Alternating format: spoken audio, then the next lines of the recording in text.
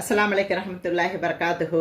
உங்கள் எண்ணங்கள், பேச்சு, செயல்கள் அனைத்தும் ஒரு நாள் உங்களை வந்து சந்திக்கும்.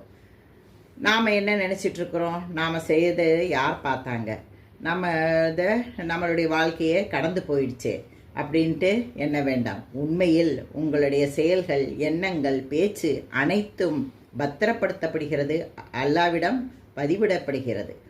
நான் ஒரு நாள் நீங்கள் செய்த அத்தனை செயல்களும் உங்கள் மின் நிற்கும் பொழுது நீங்கள் திடுக்கிட வேண்டாம், அதிர்ச்சி அடைய வேண்டாம். ஏனென்றால் அந்த நாள் எந்த சந்தர்ப்பமும் உங்களுக்கு கிடைக்காது. அந்த நாளில் நீங்கள் செய்த செயலுக்கான எவிடன்ஸும் யாரும் கேட்க மாட்டாங்க. நீங்கள் ஏதோ ஒரு சாக்கு போக்கு சொல்லி தப்பிக்கவும் முடியாது.